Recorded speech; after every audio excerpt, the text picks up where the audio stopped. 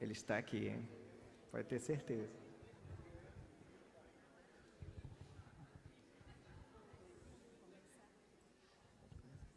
Boa noite a todos.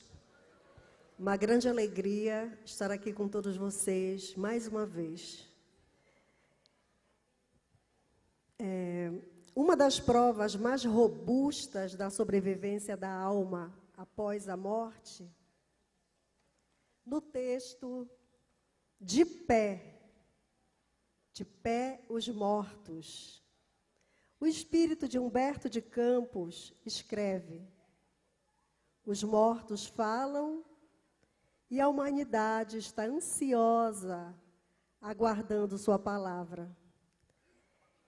E tudo isso aconteceu mais ou menos há 87 anos atrás, quando foi lançado o primeiro livro psicografado por Chico Xavier, Parnaso de Além Túmulo, em 1932.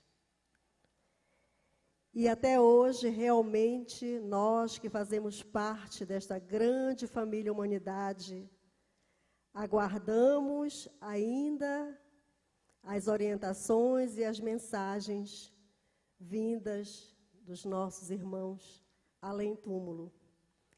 E agora, nós, eu, Maurício, e os nossos irmãos que com certeza estão conosco, né, desencarnados, e vocês todos aqui ainda encarnados, todos nós fazemos um convite para que todos possam, neste momento, observar as letras dos poemas, refletir e curtir conosco este momento de harmonização, de tranquilidade e de paz que esperamos que seja. E quando nós lemos o título desse segundo congresso, que nos pergunta, em meus passos, o que faria Jesus? Nós, conversando, chegamos à conclusão de que nós iremos deixar uma mensagem a todos, que Jesus nos pediu: ide e pregai. É um dos poemas que contém no Parnaso de Cruz e Souza, que nos diz: vós que tendes as rosas brancas da bonança, enlaçadas na fé mais doce e pura, ide e pregai, na noite da amargura, o evangelho do amor e da esperança. Toda a luz da verdade que se alcança é um reduto de paz firme e segura. Dai dessa paz a toda criatura, sobre a qual vossa vida já descansa. Espalhai os clarões da vossa crença na pedregosa estrada dessa imensa turba de irmãos famintos, torturados. Conduzi a mensagem luminosa da caridade lúcida e piedosa, redentora de todos os pecados. Com vocês, ide pregai, de Cruz e Souza.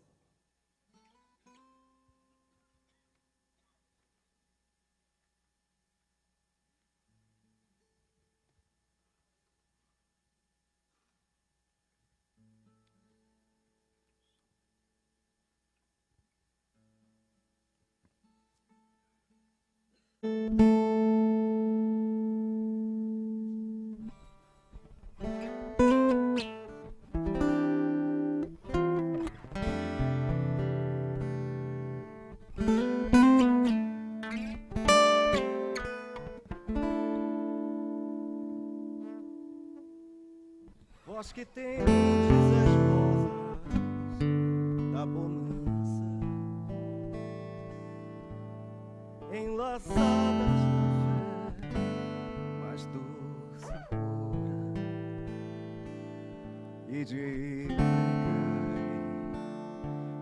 noite da amargura,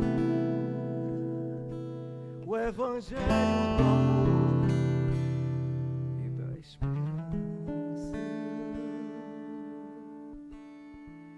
toda a luz da verdade que se alcança, é um reduto de paz, firme e segura, dá intensa paz a toda criatura, sobre a qual vossa vida já descansa.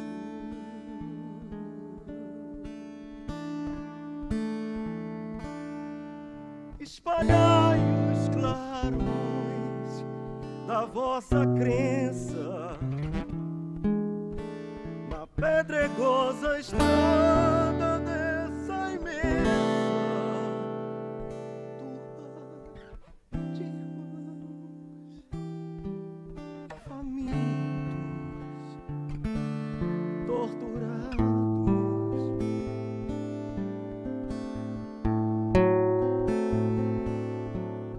Conduzir a mensagem luminosa da caridade lúcida, piedosa, redentor de todos os pecados.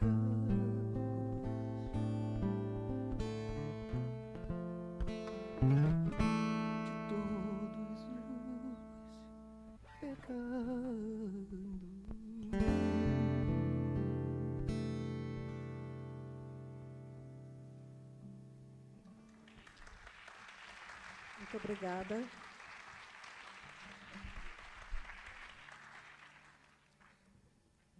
E agora nós vamos ouvir um outro poema musicado que tem como título Aos Meus Irmãos, de Valado Rosas.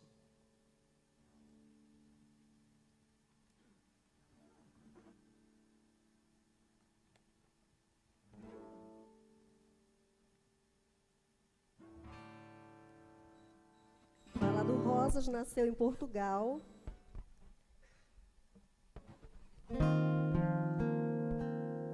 e vai nos presentear com este poema.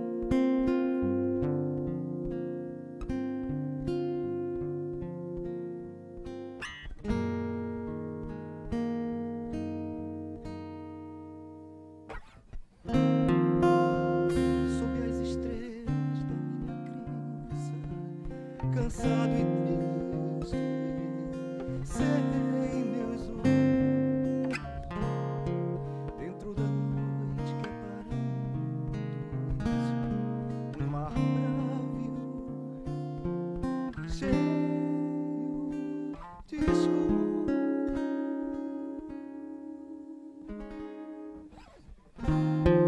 Quando no mundo de exílio e sombra habito com as invejas e com os reversos da sorte, na luta intensa que encheu meus dias.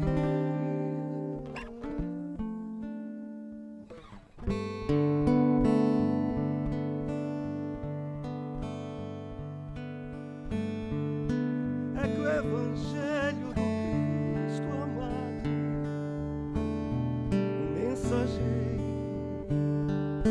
da perfeição, nas horas tristes e amarguras,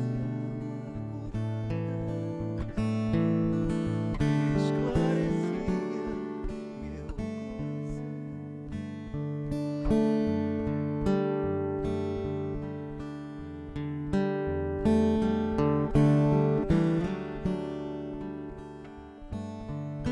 Não sou, no entanto, quem vai mostrar as maravilhas que me fornecem. Quando escutamos as vozes claras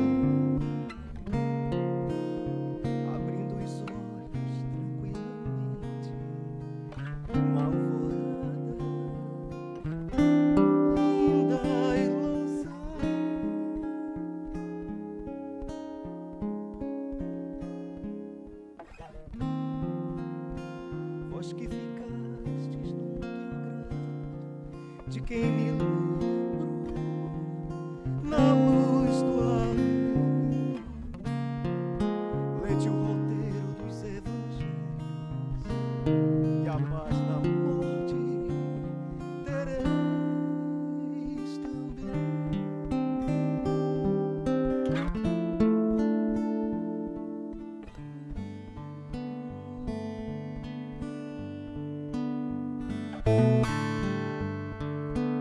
É que o Evangelho do Cristo amado, um mensageiro da perfeição, nas horas tristes e amarguradas,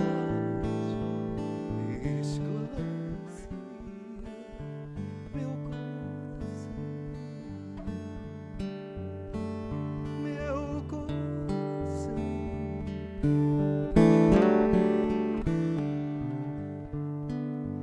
Não sou nem tanto quem vai mostrar as maravilhas que ele fornece. Quando escutamos as vozes claras da consciência na luz da prece.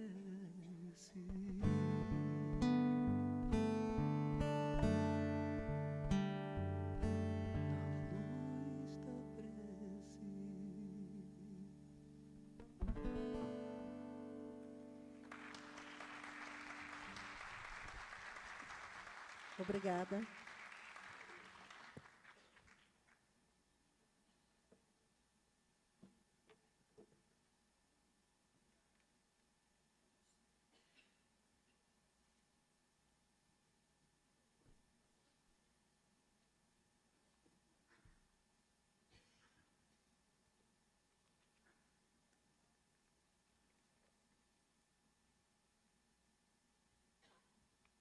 Vamos ouvir um outro poema de um outro poeta português, João de Deus, que tem como título Oração.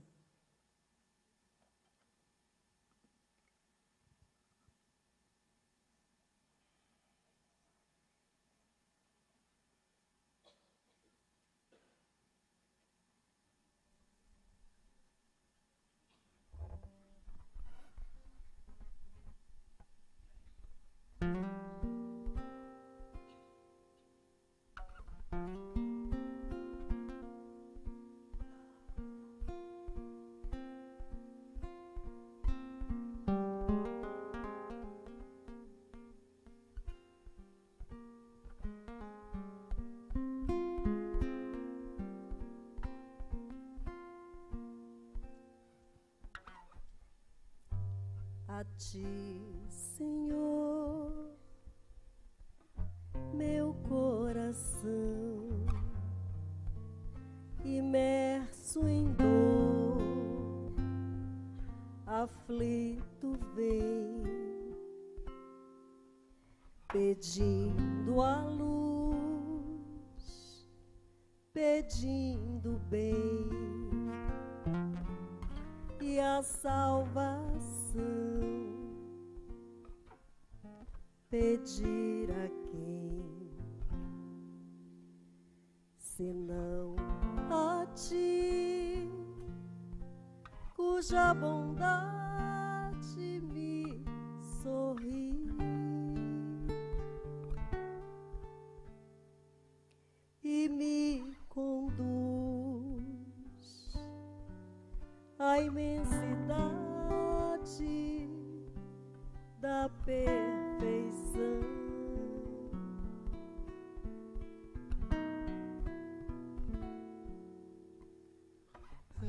És a piedade divina e pura que a criatura dá luz e pão.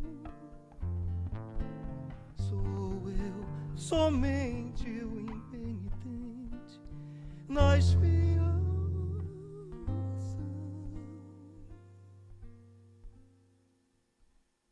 Em ti, portanto, confio e espero de ti eu quero me aproximar, consolo santo para o meu pranto, venho implorar, bem sei, Senhor, se sofro e choro,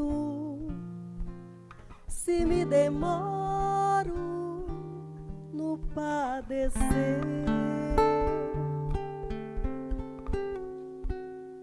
é porque andei longe do amor no meu viver.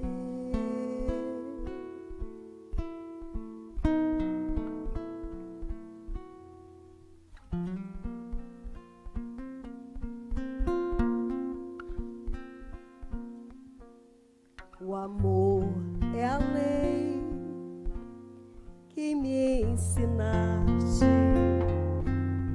e que deixaste aos irmãos teus, para que eu pudesse ditosamente buscar os céus, assim contente, cheio de unção, elevo a prece do coração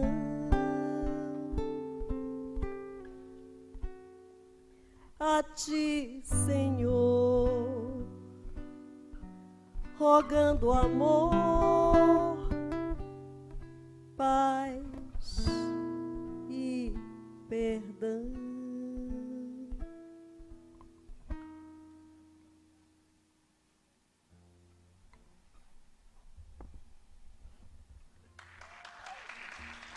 Obrigada.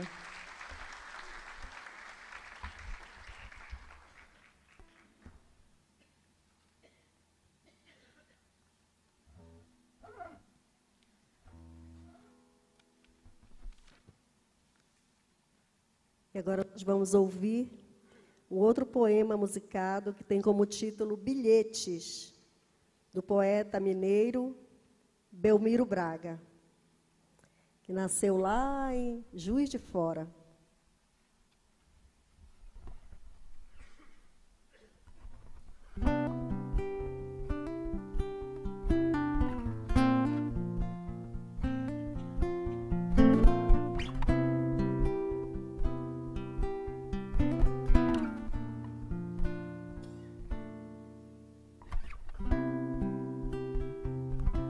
Se tens um leve agasalho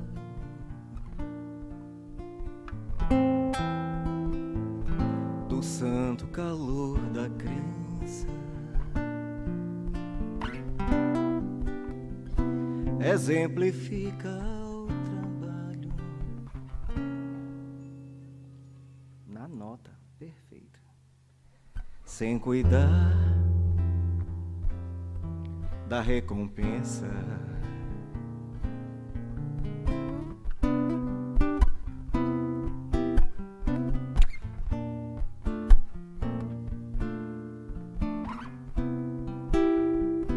Não peças aprovação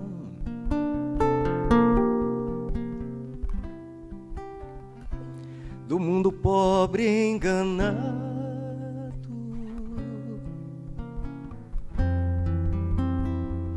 Recorda que o mundo vão é grande necessidade.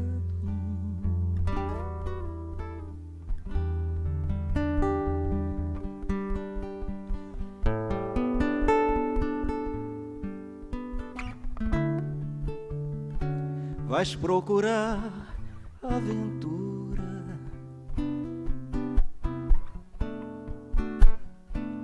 toma cuidado dos caminhos,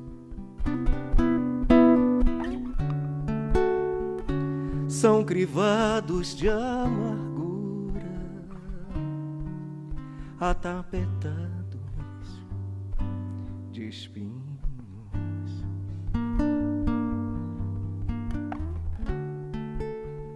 Acalma-te na aflição,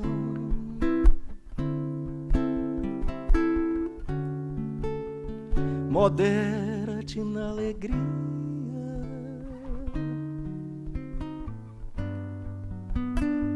Não prendas o coração nos laços da fantasia.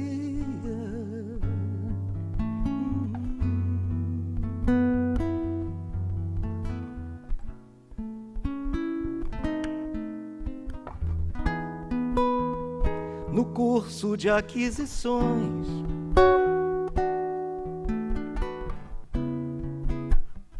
não vivas correndo a esmo. Esquece as inquietações, toma posse de ti mesmo.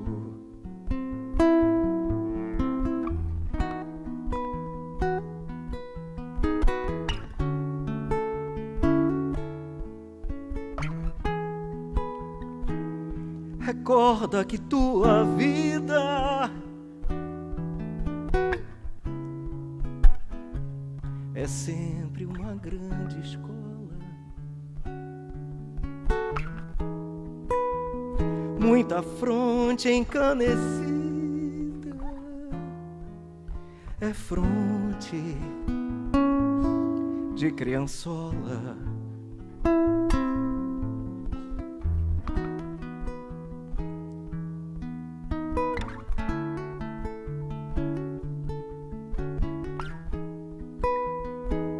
Não perguntes ao passado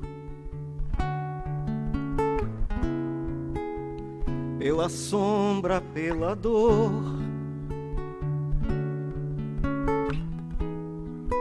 O caminho é ilimitado, eterna fonte do amor.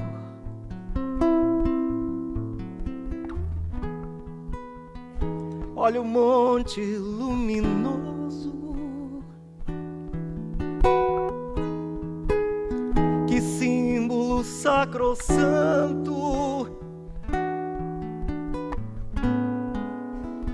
Quem desce é riso enganoso,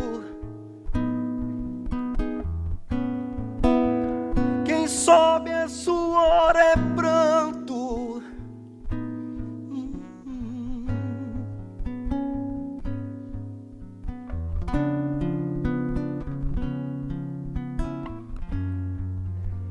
Não te aflijas, a bonança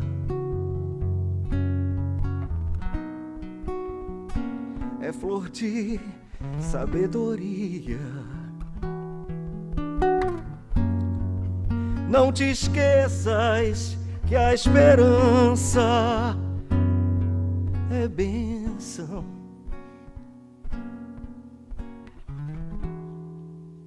De cada dia.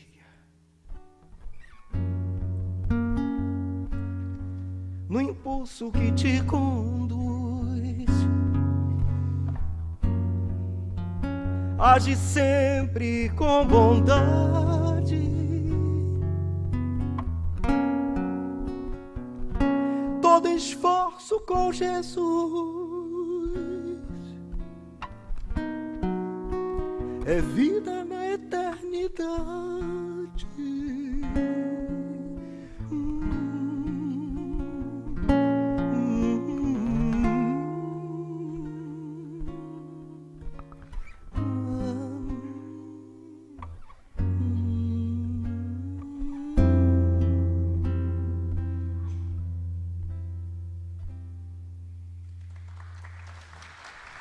Obrigada.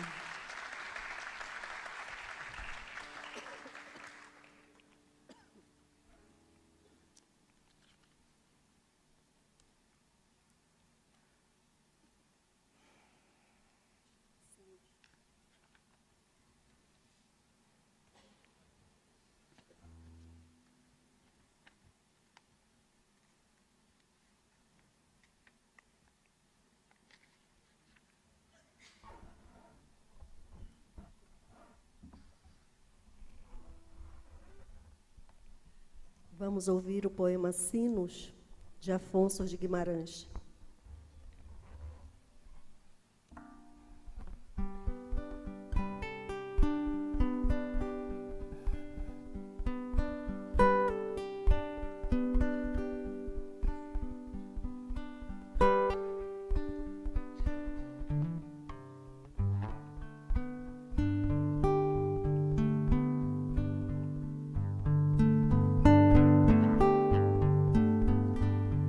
Escuto ainda a voz dos campanários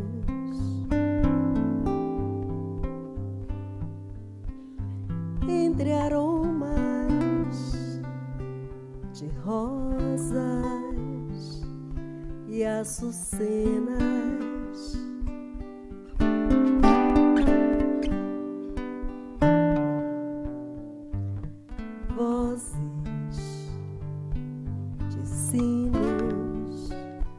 Pelos santuários,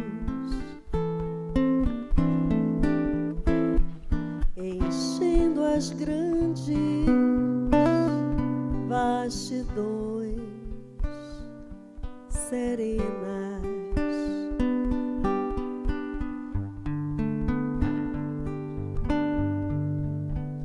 e seguindo outros seres solitários,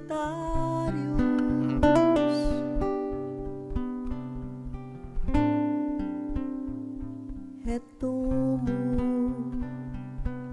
velhos quadros,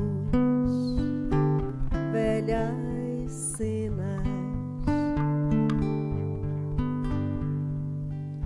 rezando as orações dos septenários,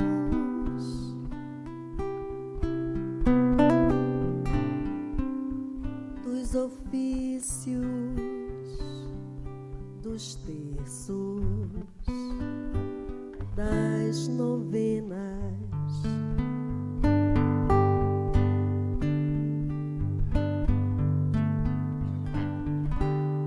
A morte que nos salva não nos priva de ir ao pé de um sacrário abandonado, chorar como ainda faz alma cativa. Ó sinos dolorosos e plangentes, cantai como cantáveis no passado, dizendo a mesma fé que salva os crentes.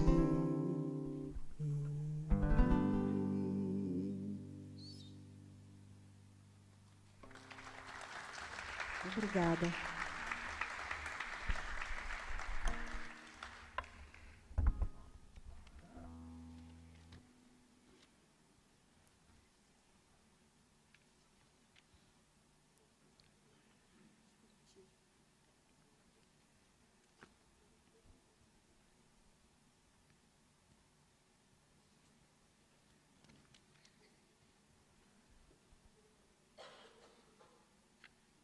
E agora nós vamos apresentar para vocês um poema de Casimiro Cunha, né, vassourense aqui do Rio de Janeiro,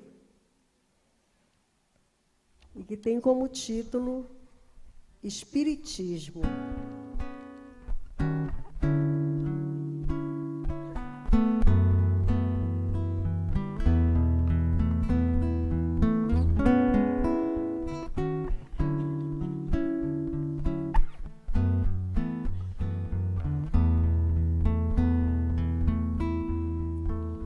Espiritismo é uma luz gloriosa, divina e forte, que clareia toda a vida, ilumina além da morte.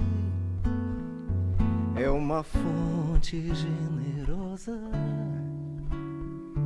de compreensão compassiva, derramando em toda parte o conforto da água viva.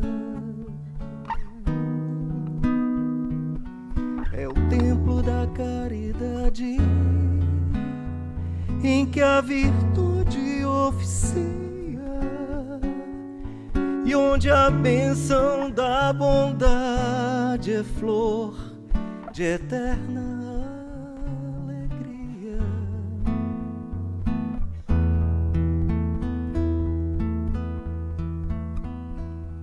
É árvore verde farta nos caminhos da esperança, toda aberta em flor e fruto, de verdade, de bonança. É a claridade bendita do bem que aniquila o mal, o chamamento sublime da vida espiritual.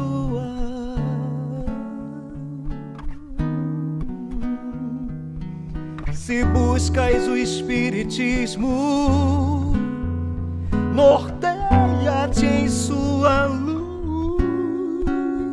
Espiritismo é uma escola e o mestre amado é Jesus.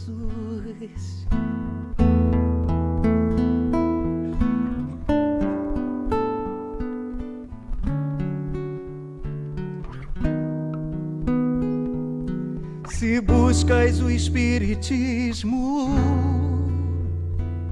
norteia-te em sua luz. Espiritismo é uma escola e o mestre amado é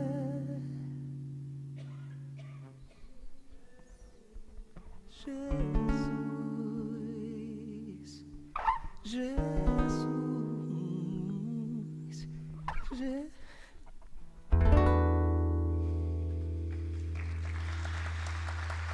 Obrigada.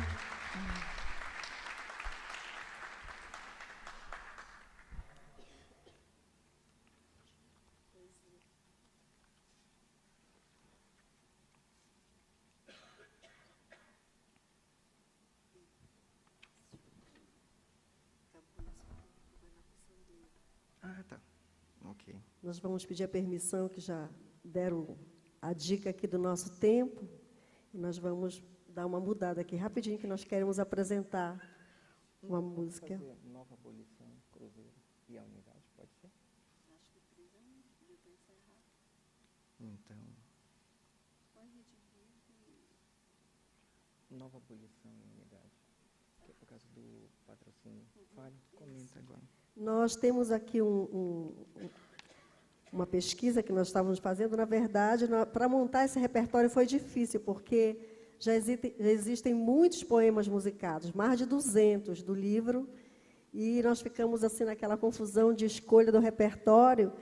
E, por incrível que pareça, nós, depois pesquisando os poetas, tivemos assim uma surpresa, inclusive muito agradável. Nós fizemos aqui, temos para apresentar um poema que tem como título Nova Abolição, que é de José do Patrocínio, e ele foi, ou seja, esteve aqui nessa cidade que hoje nos acolhe, né? Nasceu natural de Campos de Goytacazes, aqui no Rio, tá? Então, para a gente, assim, na hora que nós estávamos buscando detalhes dos poetas, foi uma surpresa muito agradável, e nós vamos apresentar essa canção para vocês. A gente encerra com ela. Nova Abolição, tá bom?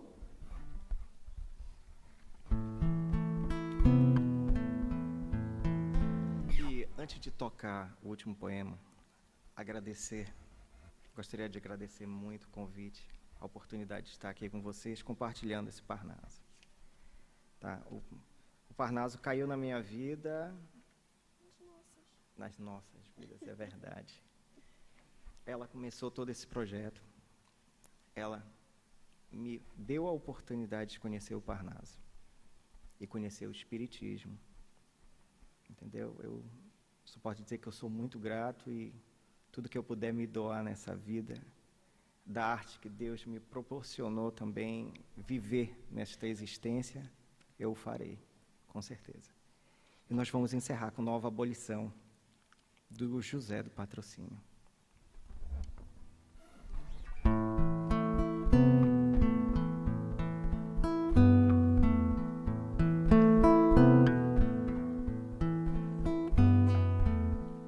Prossegue a escravidão,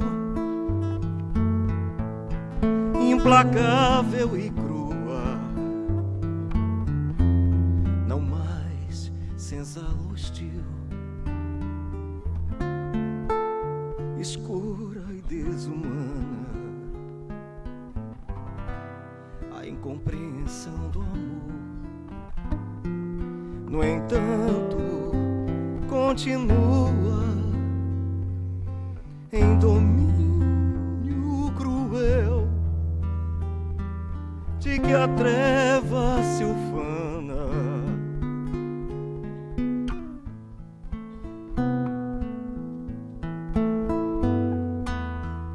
mas a luz do Senhor não teme nem recua, na ansiedade, na dor, sublime se engalana, e das graças do templo aos sarcasmos da rua erige a liberdade augusta e soberana.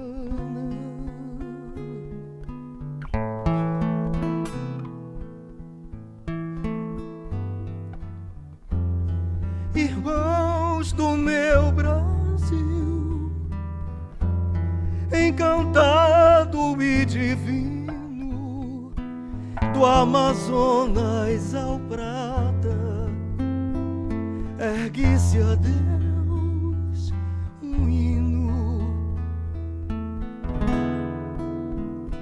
que exalça no Evangelho a grandeza de um povo.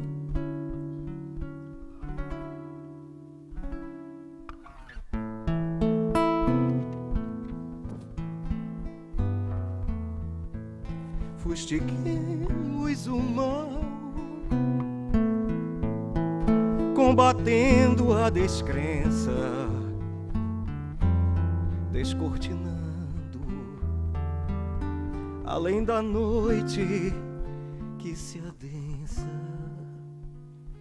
a alvorada feliz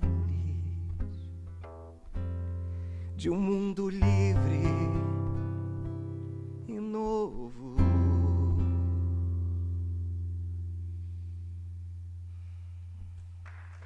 Obrigada. Eu vou pedir a permissão para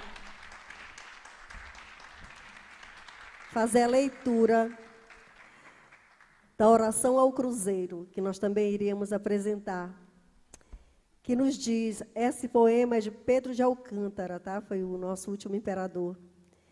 E ele nos diz: luminosas estrelas do Cruzeiro, iluminai a terra da esperança, na doce proteção de um povo inteiro, onde a mão de Jesus desce e descansa. Símbolo sacrossanto de aliança, de paz e amor, do eterno pegureiro. Guardai as claridades da bonança, na vastidão do solo brasileiro. Constelação da cruz, cheia de graças, transfunde numa só todas as raças, no país da esperança e da bondade.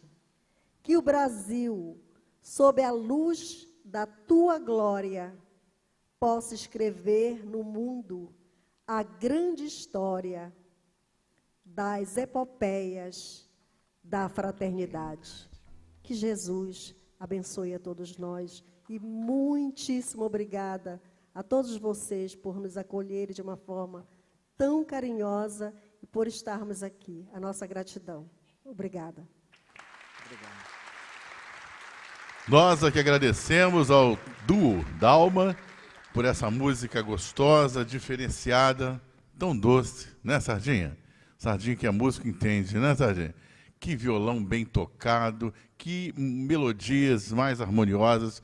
Estamos muito felizes com a presença desse grupo querido e queremos anunciar que um proprietário do carro CrossFox KPV 1327 precisa ir até o estacionamento porque o farol está aceso.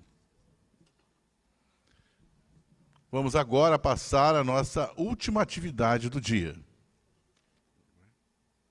E para compor a mesa, nós convidamos Ana Lúcia Klein, do Grupo Espírita Nosso Lar, Cristina Guimarães, da Escola Espírita Cristã Maria de Nazaré,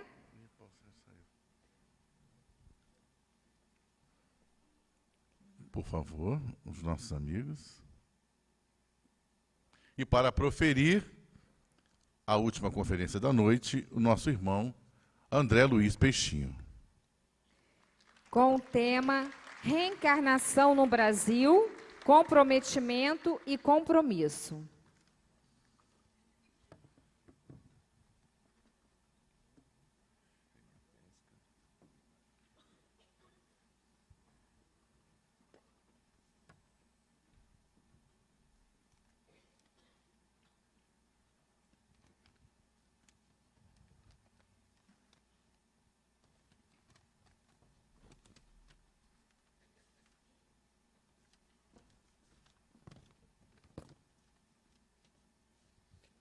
Eu gostaria, nesse momento, de perguntar-lhes se vocês estão acordados. Embalados nessa expressão musical que sempre foi a minha inveja, meu pecado capital, mas também foi motivo de esperança, porque eu acredito na evolução. E um dia eu conseguirei distinguir dó de ré, de mi, coisa que já tentaram fazer na minha vida, mas não conseguiram. Eu sou um dos raros casos de expulsão da saída de um coral, porque minha voz não se enquadrava em nenhuma das categorias previstas. Esses corais que não entendem a linguagem dos peixes. Então, depois disso, eu lhes pergunto como vocês estão, porque suave e doce como foi esse momento, eu dizia a mim próprio que era melhor fechar os lábios antes de tê-los abertos, dada a poesia, a musicalidade e a mensagem aqui apresentada por vocês. Afinal de contas, tudo evolui, eu repito, ainda chegarei lá. Eu queria lhes dizer, nesse encontro, nessa noite, que estou surpreso, porque vocês resistiram, estão aqui presentes nesse momento. E convidá-los, então, a refletirem, se for possível, conosco, nas terras baianas, onde se diz que tudo começa e acaba rápido. A Bahia foi primeira, tem um texto muito grande, foi primeira em várias coisas, mas quando você procura, já não é mais. A começar por ser o lugar onde foi a primeira capital, e há muito tempo que deixou de ser. E a Bahia foi a primeira a ter um centro espírita, um grupo familiar organizado, lembrando Teles de Menezes, Luiz Olímpio. Mas ele mesmo foi para o Rio de Janeiro, veio para aqui. Em 1873 ele já estava aqui. A Bahia também foi a primeira a ter um jornal, o Eco do Além Túmulo, que, como tudo que começa lá, terminou em 2 anos. Dessa forma, eu os convido a voltarem à Bahia, se estiverem disponíveis, porque estaremos, do dia 31 de outubro a 3 de novembro, fazendo o nosso 18º Congresso. Lá estarão presentes figuras muito conhecidas do Evangelho. Paulo de Tarso estará lá. Simão Pedro estará lá. André estará lá. Mas há um subtítulo para eles se auto-intitularam os genéricos. Não são os originais, são os genéricos. Lá estarão figuras menos universais, como Divaldo Franco, Rossandro, Haroldo Dutra, são menos universais do que essas 3 primeiras que eu mencionei. E estaremos verificando se somos capazes de enfrentar os desafios da atualidade com base nas soluções espíritas, que esta é a nossa grande questão. Então, vocês podem ir para lá, e o lugar é tão típico da Bahia que o nome se chama Fiesta. É um pouco estrangeiro, mas é o Hotel Fiesta, o Centro de Convenções Fiesta, porque sem festa na Bahia as coisas não funcionam. É o local predileto do trabalho dos baianos. Então, vocês todos que estiverem de férias, que são aposentados, quiserem conhecer a Bahia e participar desse ágape, podem ainda se inscrever este mês, porque as inscrições já estão prestes a se encerrar. Quando eu estava aqui pensando como eu deveria falar no horário da noite, já que o da manhã, do meio-dia é o da maré alcalina, eu fiquei olhando se Geraldo, que compete a ele começar as coisas, estaria apresentando algo similar ao que eu vinha falar. Mas aí foi passando o tempo, eu ouvindo as músicas, e ocorreu-me ser mais intimista, e talvez nesse anoitecer, enquanto vocês dormem, vocês ouvirem alguns relatos da história desse pensamento sobre o que é compromisso e comprometimento em reencarnar no Brasil. Não de todos, evidentemente, mas daqueles que, no mundo espiritual, em larga escala, se prepararam para imergir na carne no período metade do século XX e a segunda metade do século XX, e agora na atualidade, e se perguntar o que é que estamos fazendo nesta civilização. E eu me lembrei então de um jovem que foi me orientando na Juventude Nina Aroeira, vocês vão ver que os nomes são bem próprios dessa cidade, e ele me dizia algo um tanto quanto incomum. Ele me dizia assim: quando eu ouço vocês falarem dos anos 60, e nós éramos jovens naquela época, eu sinto saudade de um tempo que eu não vivi, porque nem estava encarnado. Porque vocês falam com uma verve, com um entusiasmo, aqueles momentos transformadores da cultura, dos valores, da sociedade, aqueles momentos também de chumbo, da ditadura, do AI-1, AI-2, aí foi piorando. Quando deu AI-5, a gente não aguentou.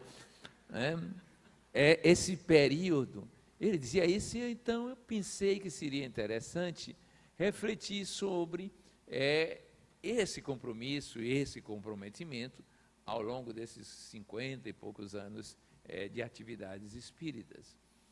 Recordei-me então que em 1970, então aprovado no vestibular, eu fui para uma confraternização de jovens espíritas na Bahia, e lá me deparei com uma cena única.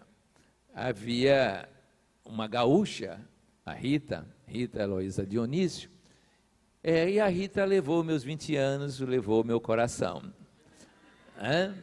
Essa Rita, ela empolgava pelo saber espírita, era discípula de Cecília Rocha, vinha de São Leopoldo e conhecia a literatura espírita. Mas, por outro lado, estavam presentes três jovens, que agora o nome me escapa, e que eram do movimento universitário espírita de São Paulo, de Campinas, por onde eu passei para chegar aqui.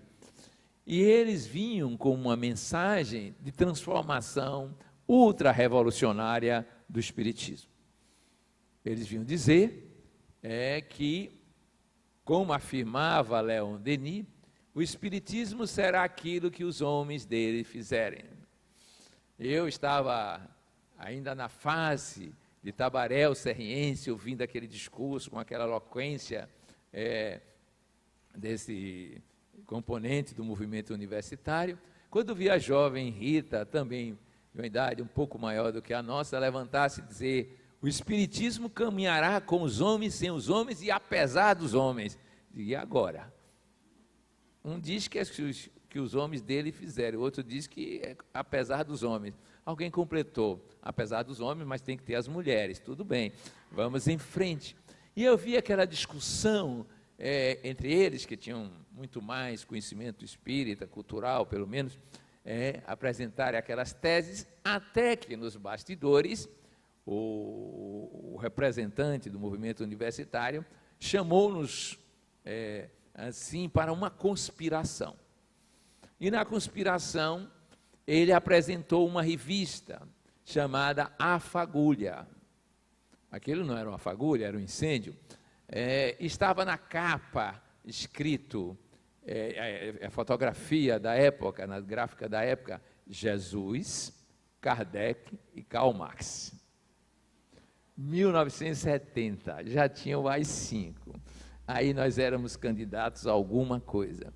E então, naquela roda do intervalo, ele dizia: o Brasil precisa ser o coração do mundo e a pátria do Evangelho. Eu digo: gostei. E para isso é preciso ser mais incisivo nessa hora histórica, para não perder a nossa oportunidade de vivenciar esse tipo de experiência. E aí nós perguntamos: e o que vamos fazer? Todos de 18 anos. Nós precisamos nos reunir como espíritas e chegar em Brasília, tomar o poder e implantar o Evangelho nessa pátria. Isto mesmo que eu estou lhes falando.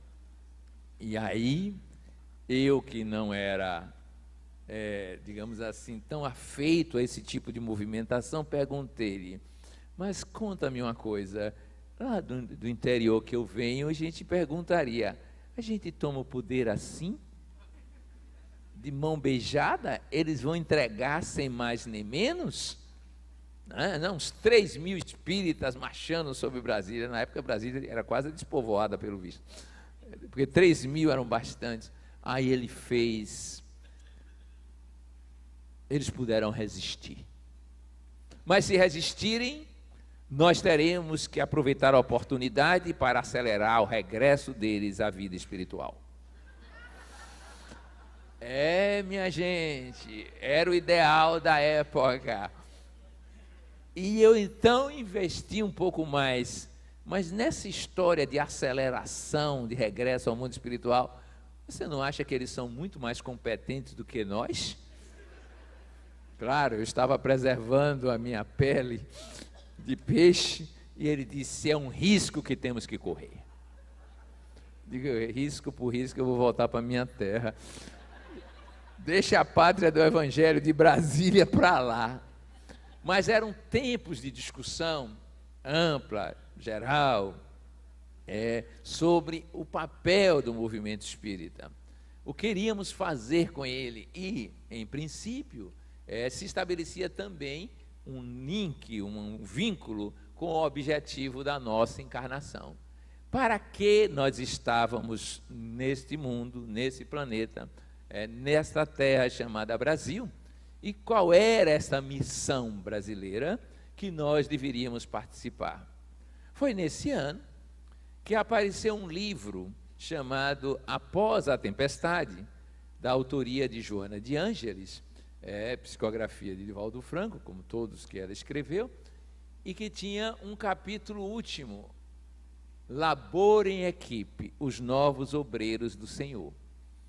E eu lia praticamente todos os livros espíritas das duas, agora 3 grandes editoras, que eram a ALAC, a FEB e começava a Leal.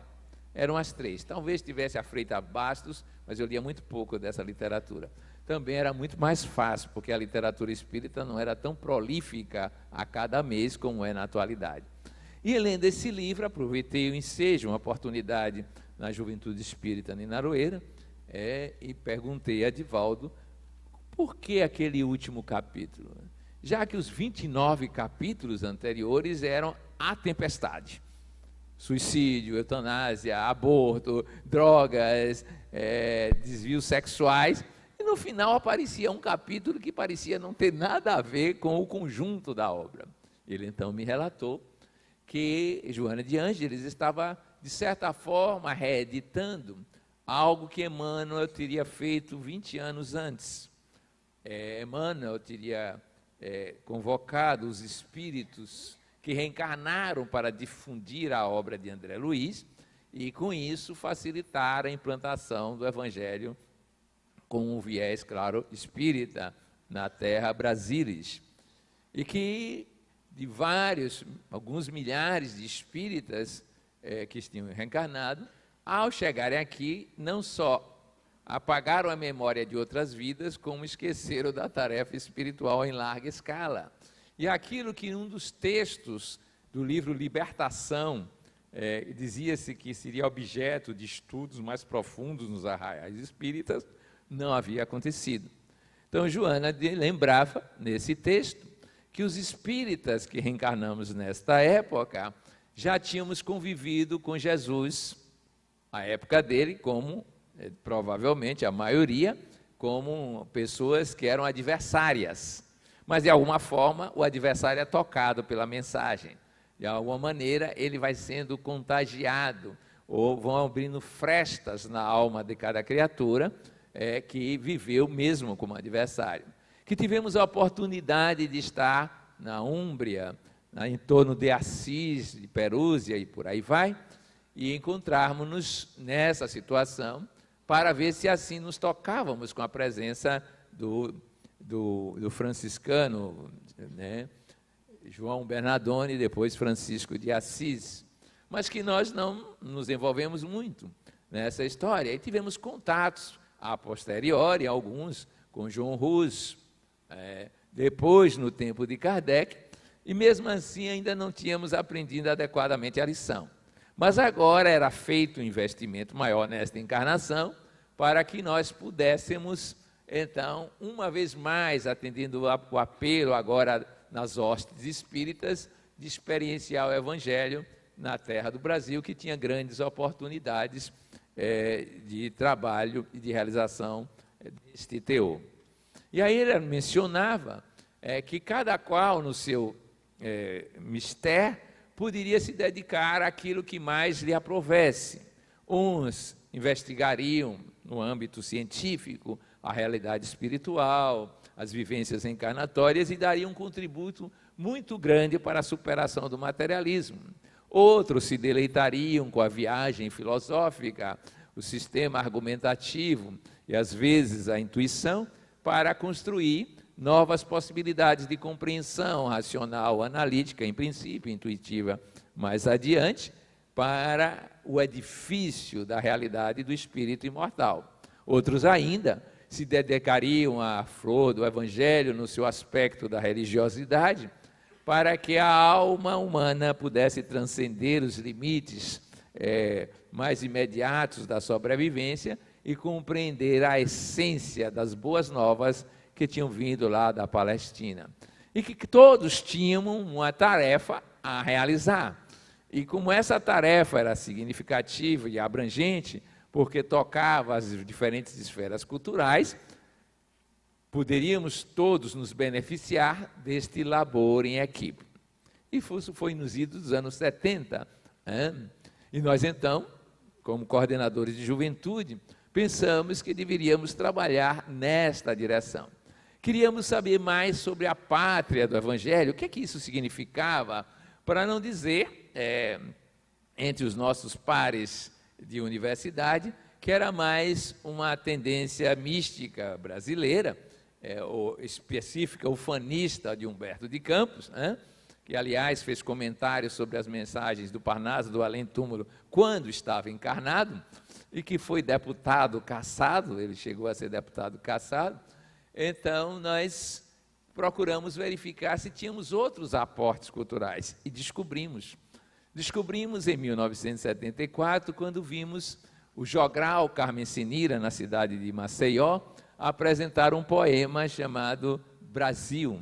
Não sei se vocês conhecem, do baiano Castro Alves, que começa mais ou menos assim: Brasil, o mundo a escutar te pergunta hoje o que és.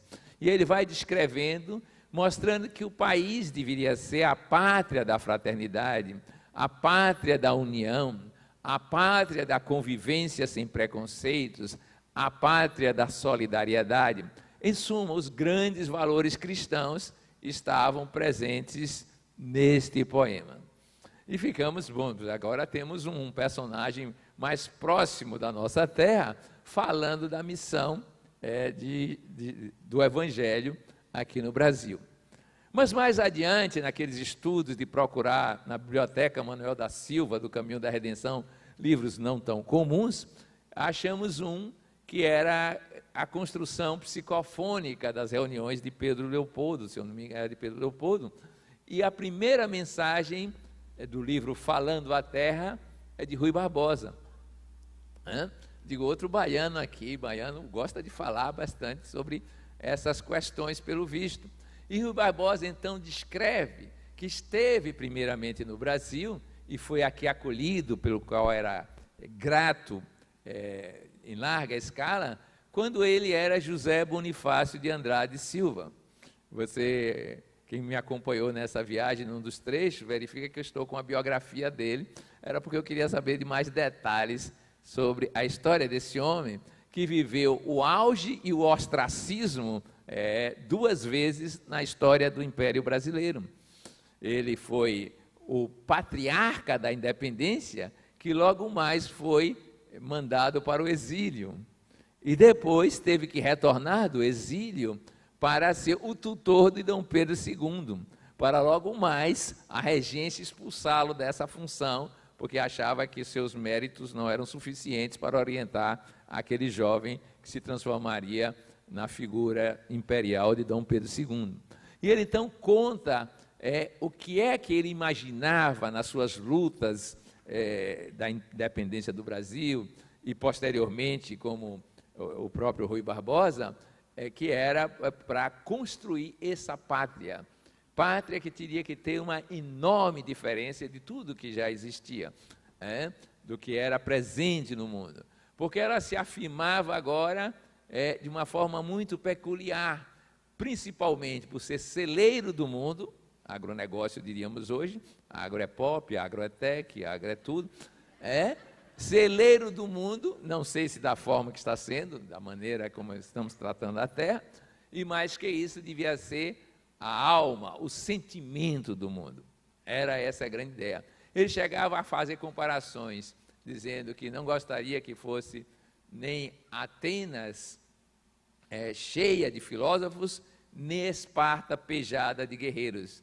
Lembrando as antigas civilizações, e nem Roma, nem Cartago, que eram inimigas íntimas daquela história, mas aqui deveria florescer a árvore do Evangelho na sua plenitude, onde todos os corações poderiam se integrar numa grande sinfonia de cores, de pensamentos e de ações para a glória da civilização humana.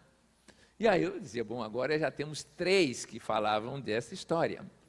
Mas ao me recordar desse período, eu me lembrei que havia uma grande discussão na Bahia e que nós tentamos resolver sobre um personagem que até hoje é polêmico para os arraiais espíritas. Era a Pietro Baldi. Eu me recordo que um dia descobri que existia um texto, um livro chamado A Grande Síntese, que era publicado pela FEB por Guilhom Ribeiro, e que tinha o prefácio de Emmanuel e de Augusto dos Anjos. Digo, bom, ele pelo menos vem bem acompanhado nesse livro, né? Digo, a Casa de Ismael publicou esse livro, deixa eu dar uma olhada, por que é que se faz tanta divisão nessa área? Mas o que foi mais importante, especificamente para o tema da noite, foi que eu verifiquei que ele era um apaixonado pelo Brasil, que aos 25 anos defendeu uma tese que era sobre o Brasil, envolvia o Brasil. E que em 1951, ele esteve exatamente no dia 17 de julho, junto com o grande médium Chico Xavier, em Minas Gerais. E lá, é uma reunião que eu gostaria de ter estado presente, e lá ambos psicografaram 2 mensagens.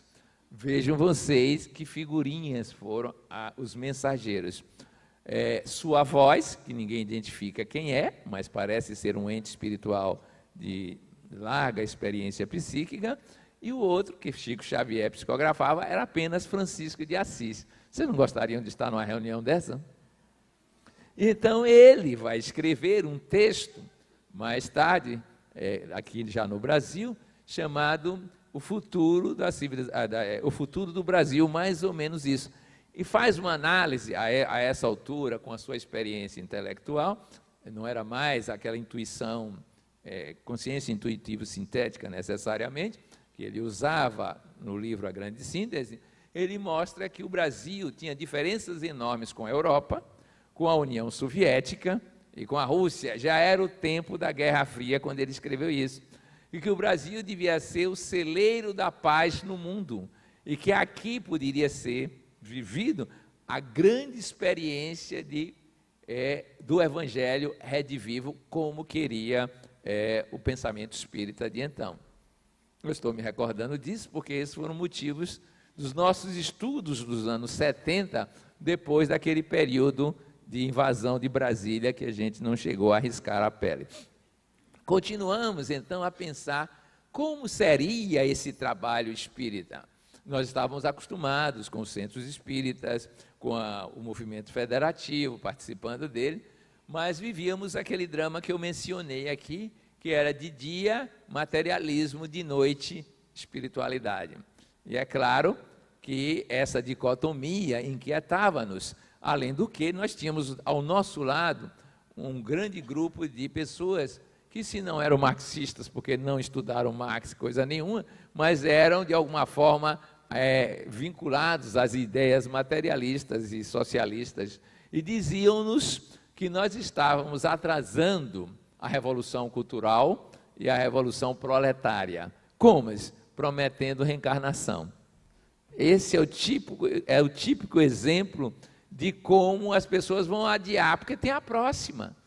E, além do mais, dizendo que a resignação, que Nietzsche criticava, era uma virtude, quando a resignação devia ser vista como a virtude dos fracos e dos perdedores, e não uma virtude real do super-homem, o que vinha da filosofia do século XIX.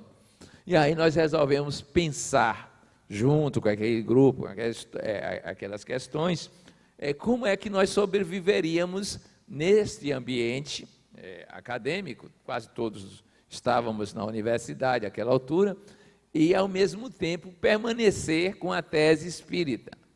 E sabíamos que esse discurso espírita que nós fazemos para o sofredor, para o consolo, para um certo grau de esclarecimento, não era suficientemente impactante para mexer com a formulação sociológica, histórica, antropológica das pessoas que estavam ali envolvidas. Até porque nós só tínhamos, à época, demonstrações experimentais sobre a vida espiritual antigas. Quando a gente falava em William Crookes, você dizia, do século XIX, a pesquisa não era mal controlada, podia ter vieses, variáveis de confusão. Quando nós falávamos em Frederico Maia, ele dizia, meio esquisito até no nome, pouca coisa tem a acrescentar. Todo mundo era pré-Primeira Guerra Mundial. A gente estava pós-Segunda Guerra Mundial, muito longe desse ambiente, e não tínhamos, porque no Brasil a gente não faz pesquisa nessa área na prática, então não tínhamos substrato para isso, mas resolvemos ler, estudar, e fomos descobrindo livros que foram citados aqui, um deles, O Homem e a Civilização, no terceiro milênio, o nome não é exatamente esse, O Homem e a Sociedade numa Nova Civilização, de Humberto Mariotti. Descobrimos um folheto traduzido lá na Bahia, que era também dele, sobre a mediuncracia, uma nova forma experiencial de organizar a sociedade através das influências espirituais. Depois descobrimos Manuel Porteiro e o seu fisiodínamo psiquismo evolutivo. Aí fomos nos enfronhamos, descobrimos uma tradução de Gustavo Gelei sobre o ser subconsciente, e viramos, o grupo por inteiro, devoradores de livros que não eram comuns na nossa literatura.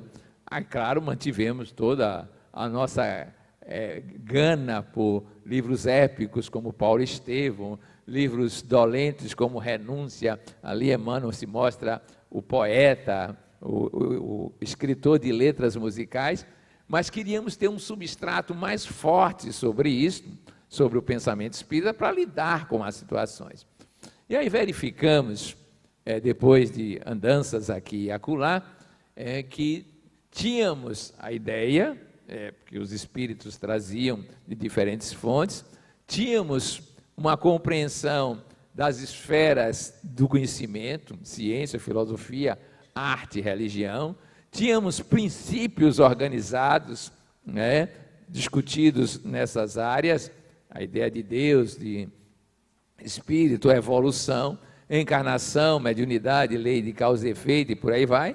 Tínhamos o protótipo, que era Jesus, o modelo e guia, mas faltava, e nosso modo de entender, essa era a grande dificuldade, como transformar isso em uma experiência concreta de comunidade, que esse era o nosso sonho. Recordávamos que existiam os essênios, antes de Cristo, que algumas comunidades e mosteiros existiram, que alguns experimentos foram feitos no tempo do socialismo utópico, principalmente por uma família que se associou a Allan Kardec, que era a família Owen, o pai e o filho, que criaram uma fábrica muito curiosa, que era a fábrica cujos recursos humanos foram selecionados com os seguintes critérios: tinham que ser marginais, prostitutas, bêbados e ladrões. Ele só colocava na fábrica dele quem tinha uma história pregressa desse tipo de comportamento. E durante 20 anos essa fábrica mostrou pelo trabalho, pela organização, pelo senso de equipe, que era produtiva, que dava lucro e que recuperava as pessoas.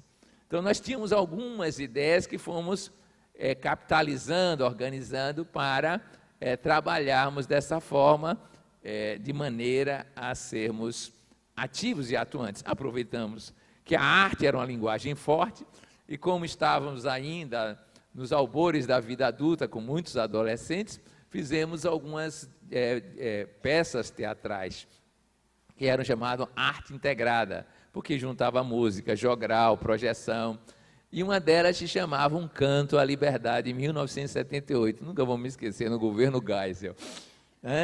Não era o mesmo estilo da turma da Fagulha, e fizemos a peça numa cidade do interior. Ela foi apresentada, quando saí eu fui cercado por alguns espíritas que disseram: isso é pura subversão.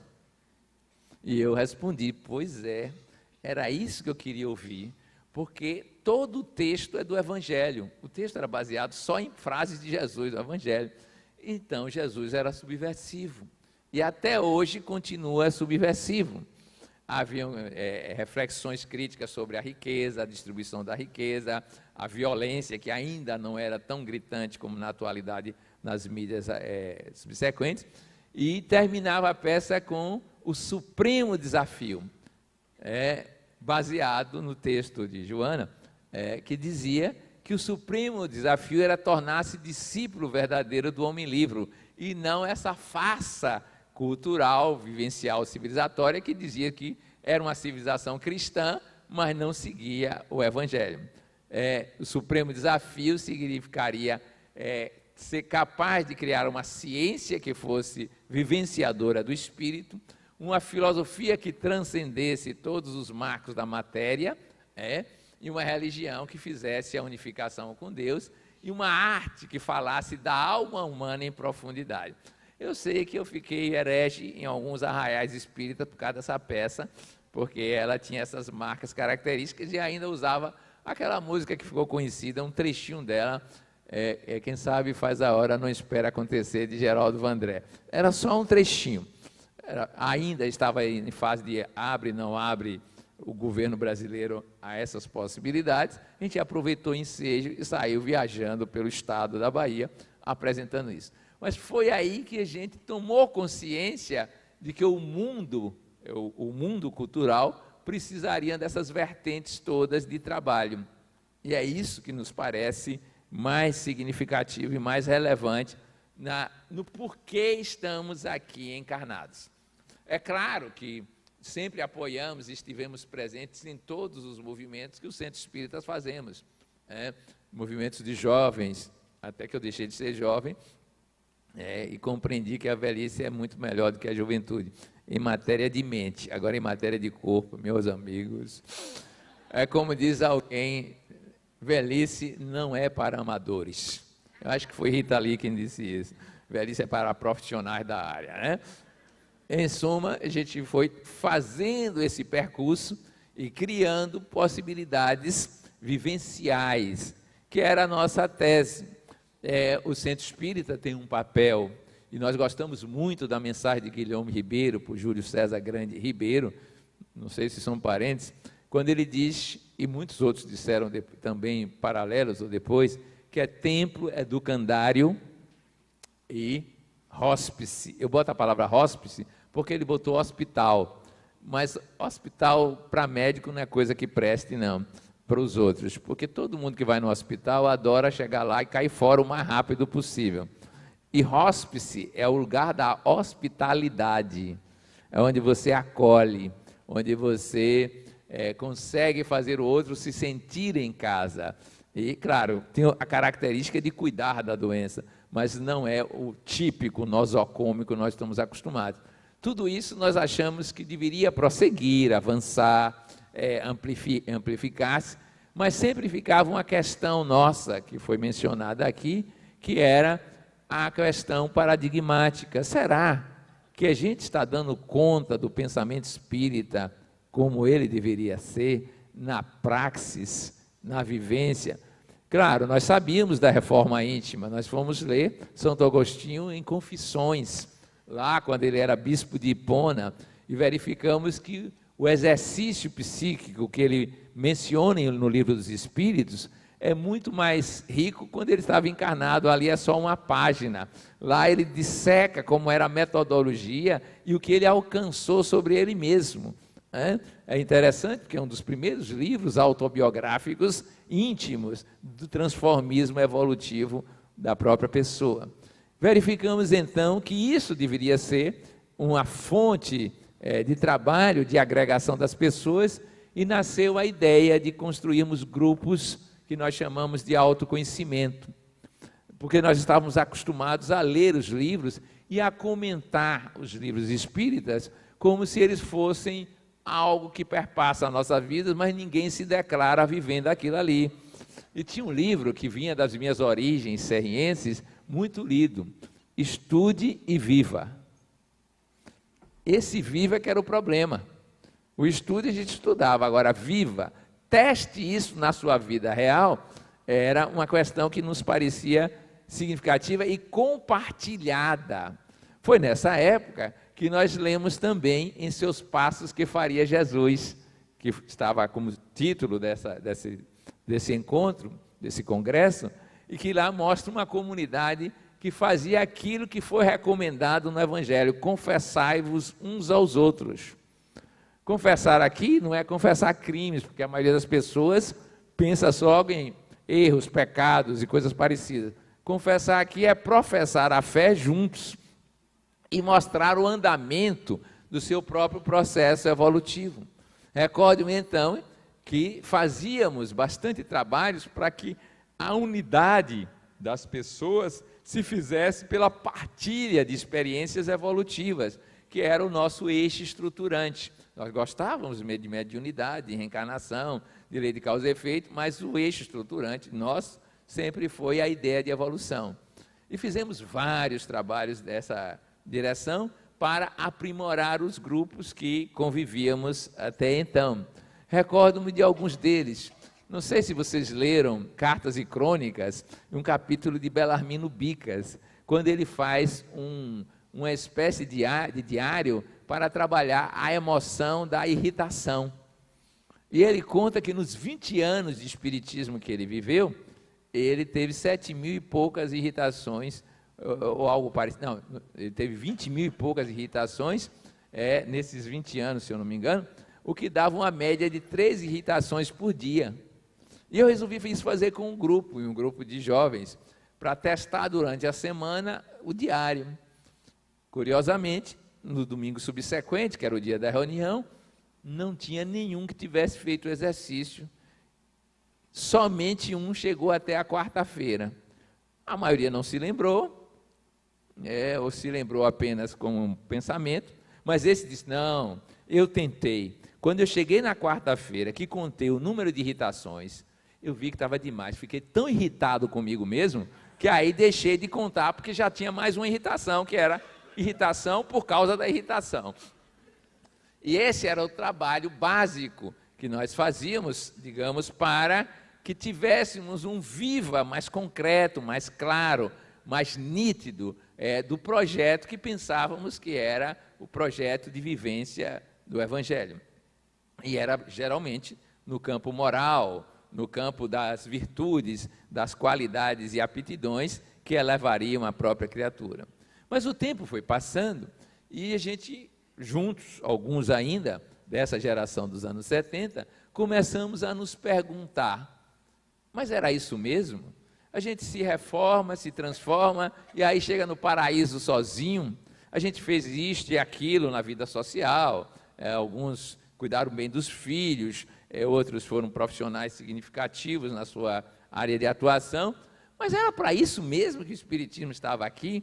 Começamos a desconfiar que isso era muito pouco. E aí veio a ideia da noção evolutiva de construção paradigmática de uma cosmovisão que tem implicações de ordem prática, de ordem operacional, que nos orientam na atualidade. E aí fizemos essa discussão abrangente sobre como deveríamos proceder em cada uma das áreas. Como já coordenávamos os congressos espíritas da Bahia, de vez em quando colocávamos essa situação. O que é mesmo que o pensamento espírita vai nos trazer para superar o materialismo? Esta é a nossa grande missão. E de que forma os métodos vão ser adequados às finalidades? Porque se pensa que métodos não influenciam, influenciam. Os meios determinam, inclusive, as possibilidades da finalidade, ou dos fins, como se diz normalmente. Porque se eu penso em meios inadequados para aquela finalidade, isso não funciona, não vai dar o resultado esperado. É por isso que, às vezes, quando me convidavam para participar do grupo Dia do Combate à Intolerância Religiosa na Bahia, eu digo, não vou mais. Por quê? Porque é combate. Combate supõe batalha. E pelo que eu via nos discursos, era uma nova maneira de ser intolerante. Era ser intolerante com os intolerantes religiosos. Então, eu digo, a gente vai terminar criando a nova seita, ou um novo grupo discriminatório, que é esta dos intolerantes. Participei de um fórum comunitário de combate à violência. Fui a 1, 2 reuniões e disse à pessoa, não dá. Por quê? Porque no fórum comunitário de combate à violência, a discussão era tão violenta que eu digo, como é que vai combater a violência com essa violência? E ela disse, tem razão. Eu disse, muda o nome, bote Fórum Comunitário de Cultura da Paz, para ver se a língua melhora. Porque os meios não são imunes, os fins não são imunes aos meios que nós usamos. E é por isso que nós estamos nesse desafio até hoje, que é de pensar cada área da sociedade e criar estruturas para fazê-las locais experimentais da nossa vida. Não é fácil isso, a gente tem enormes dificuldades, porque a maioria das pessoas que conviveram nesse período dos anos 70 foram para a vida comum, e algumas me disseram, se eu conseguir ser um bom pai de família, ser um bom profissional, já estou me dando por satisfeito.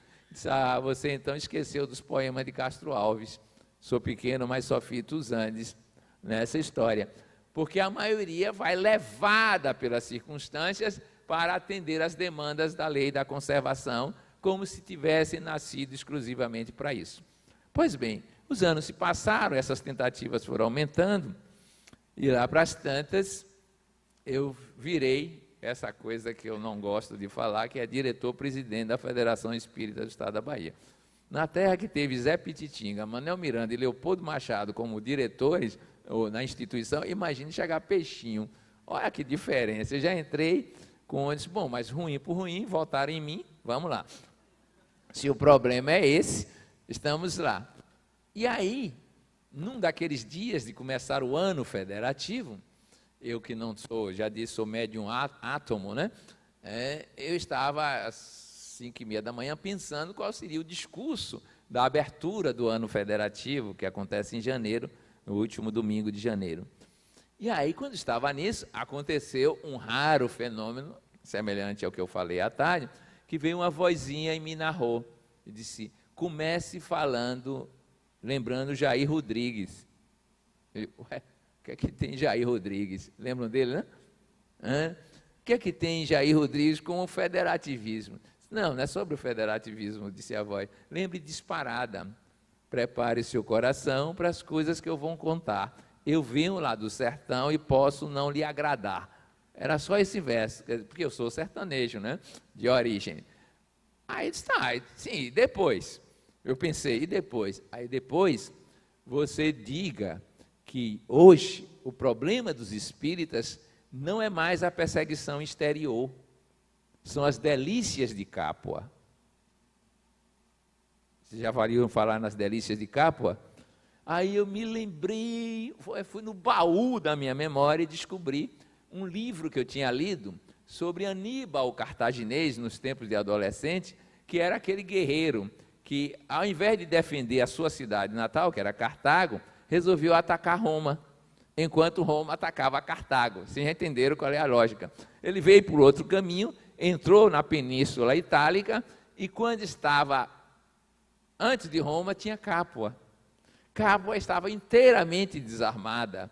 E aí, o que aconteceu é que os moradores se reuniram para oferecer aos soldados de Aníbal os melhores vinhos, os melhores queijos da região e as melhores mulheres.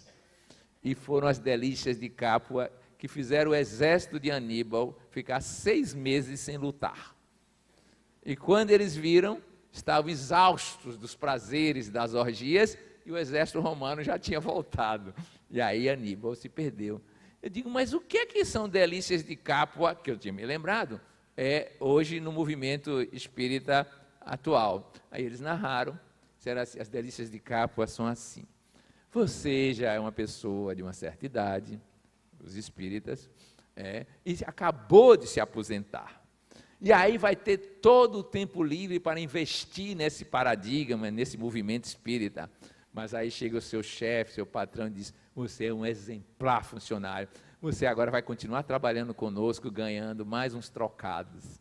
E você, então, ao invés de corpo e alma e tempo para o movimento espírita, fica lá ganhando mais alguns trocados e sendo um excelente funcionário. Não há nenhum pecado nisso, só não há revolução por causa disso. Você, então, pode ser alguém que acabou de descobrir que está livre do emprego, já não vai mais para o trabalho, mas na hora que você vai se dedicar a isso, aparecem umas figurinhas pequenininhas chamadas Meus Netinhos. E aí você vai levar para a aula de inglês, de capoeira, de karatê, de jiu-jitsu, para a aula, o reforço para o psicólogo, para o psiquiatra, para não sei o quê. E aí não tem mais tempo, porque seus filhos não sabem cuidar mais dos filhos deles. E você então disse, mas eu não tenho mais tempo, estou muito ocupado, e cadê a tal da revolução? Não acontece. Eu fui ficando animado. Depois ele fez assim, outras pessoas que serão assim, ficaram viúvos ou viúvas, ou se separaram aos 45, 50 anos, por motivos que não compete discutir agora, e por isso já não tem obrigações desse tipo, familiares clássicas, de cônjuges e coisas parecidas. E aí, quando vem o chamado para dizer, agora então, de corpo e alma no Espiritismo, ele faz, puxa, mas eu me lembro tanto do calorzinho da adolescência, de uma grande paixão, e ao invés de ir para o tal do Espiritismo e movimento, vai agora voltar à adolescência para uma nova conquista, um novo casamento, às vezes já está no 5º, no 6º, e aí vai viver essa experiência e não tem tempo. Repare que não tem nada de negativo nisso, mas simplesmente vai ocupando a mente e o coração. Eu já estava bem animado quando ele começou e fez assim, aquelas pessoas que já são top na universidade, que já fazem pesquisas, que já estão consagrados, aí de repente, agora eu vou me dedicar à pesquisa do espírito. Mas rapaz, aparece uma bolsa sanduíche de pós-doutor da Rockefeller, para fazer uma pesquisa bem materialista, e ele vai ser agraciado com uma bolsa daquelas, um título daquele, e aí, ao invés de ir para o movimento espírita de corpo e alma e a pesquisa, ele vai viver de novo a experiência materialista com alto sucesso. Nenhum deles vai ser perseguido, nenhum deles vai ser condenado, nenhuma das situações vai ser considerada negativa. É simplesmente o abandono da grande missão. Eu disse, já que ele disse que era para eu dizer, eu disse, desagradei, né? Só podia. Passaram-se os dias, e aí eu tive uma espécie de desdobramento. Esse foi um ano bem diferente. E nesse desdobramento apareceu-me um espírito, e o grupo de jovens dos anos 70, tudo agora cinquentões, e o espírito falando com eles, e eu só assistindo. E dizia o seguinte, vocês estão pensando que nós investimos desde o mundo espiritual, em toda a sua juventude, para vocês serem cidadãos bem comportados, pagando imposto em dia, cuidando bem dos filhos? Foi somente para isso? Eu vi que era um carão daqueles. E esse era o desafio de 2010. Isso eu estou lhes trazendo assim, intimista, não divulguem por aí, não publiquem, mas para lhes dizer que o grande desafio espírita é esse, de gente sair da onda materialista e finalmente entrar de corpo e alma no espírito do Evangelho, como uma prática de convivência social, que começa nos arraiais espíritas, em comunidade, lembrando o espaço de convivência, tão bem divulgado pela promoção social da Federação Espírita Brasileira, lembrando Mário Barbosa, o assistente social, conhecido bem nos anos 80, para que a gente construa um modelo de sociedade interna, em primeiro lugar, que possa exportar para o mundo. Aí a gente pode chegar depois em Brasília e mudar os poderes. Porque demonstrando a realidade, eles dirão de nós, como Paulo lembrava em relação aos cristãos, eles dirão de nós, são excêntricos, são loucos, são marginais, são hereges. Se não disserem isso de nós, é porque estamos iguais na sociedade. Enquanto formos um grupo, uma comunidade, que somos aceitos normalmente, que somos até aplaudidos, somos chamados até de pessoas que têm menor inadimplência social e coisa parecida, e não abalamos a cultura que está aí, é porque não soubemos valorizar a mensagem do Evangelho, não soubemos traduzi-la concretamente na realidade social, porque o Espiritismo é, como o Evangelho redivivo, uma loucura para o mundo que está aí, para o modelo que está aí, para a sociedade que está aí. Então, sem querer falar com o nosso companheiro do movimento universitário, naquela época, é preciso que esta outra fagulha, evolucionária e não armada, chegue aos nossos arraiais e faça com que nós saiamos dessa posição atual, que ainda é de cidadãos bem comportados, fazendo todos os deveres, procurando melhorar a moral, o que já é um grande avanço, mas é muito pouco para aquilo que nós recebemos como o tesouro dos espíritas, como dizia Miguel Vives e Vives, o espanhol profeta de Tarrasa. Eu sei que o tempo já está se esgotando, e aí eu lhes lembro o poema de Castro Alves ao encerrar. Brasil, o mundo a escutar te pergunta hoje, o que é?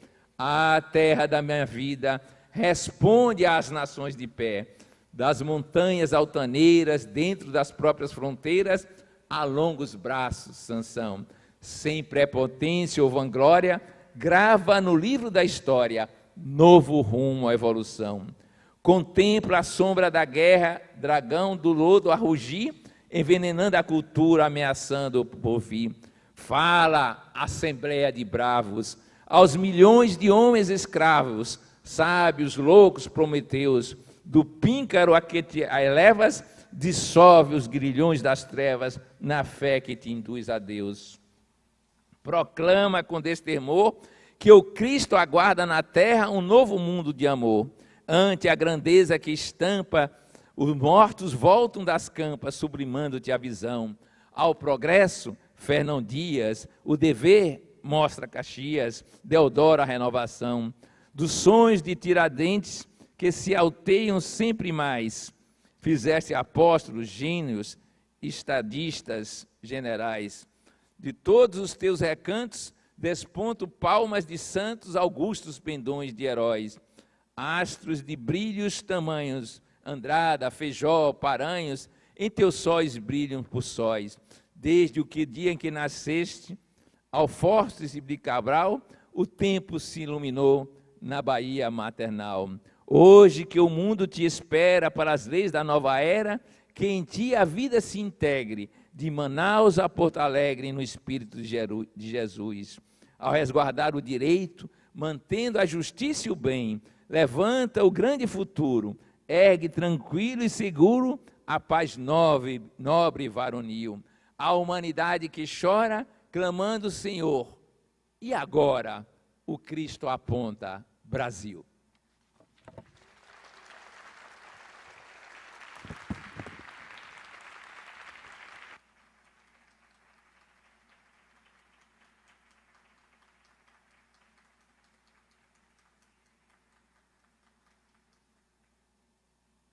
Agradecemos imensamente o nosso querido irmão André Luiz Peixinho e vamos fazer o nosso encerramento, como todos nós espíritas gostamos, com a prece, né? Nós convidamos o nosso irmão querido, Luiz Gonzaga, de Itaperuna, para estar aqui conosco, fazendo a prece de encerramento. Lembrando que amanhã, às 9h em ponto, reiniciamos o nosso último dia do Congresso, com várias atrações, conferências, mais uma mesa de debates, uma roda de debates. Aguardamos todos aqui pontualmente. Bem, queridos companheiros, após um dia de muito aprendizado para nós, pequeninos que somos, sabemos perfeitamente que vai ser difícil segurar isso tudo que aprendemos no dia de hoje. Vamos então agradecer pela beleza do trabalho e pedir aos amigos espirituais que continuem iluminando os organizadores para que este trabalho continue crescendo cada vez mais. Pai amado, estamos te agradecendo neste momento, em nome de todos os companheiros aqui presentes, pelo dia de hoje, e por que não dizer pelo dia de ontem também. Lembrando que, embora todos, mesmo tendo sido perfeito todo o trabalho do dia, esta palestra final nos trouxe ensinamentos que precisamos aprender a vivenciar exercitar no nosso dia a dia, porque foram palavras enriquecidas pelos amigos espirituais e trazidas pelo nosso companheiro Peixotinho, a quem nós pedimos que Deus ilumine também, que continue nos trazendo informações tão ricas e que sabemos de tamanha riquezas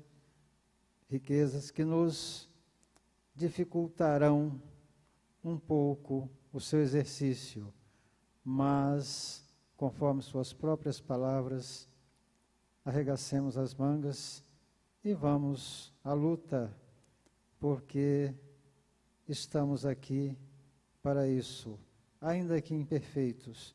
E lembrando o nosso companheiro Palmiros, que repetia sempre, mesmo com os joelhos desconjuntados, caindo, levantando, desconjuntados pelos nossos erros, pelas nossas falhas, mas nos levantando sempre e caminhando na direção da luz, embora ainda muito distante de nós. Que Jesus nos ilumine e que este trabalho possa prosperar. Que assim seja. Então, boa noite a todos e mais uma vez, muito obrigado pela presença. Amanhã cedo estaremos juntos aqui para mais um dia de aprendizado e confraternização. Que Jesus nos acompanhe até em casa.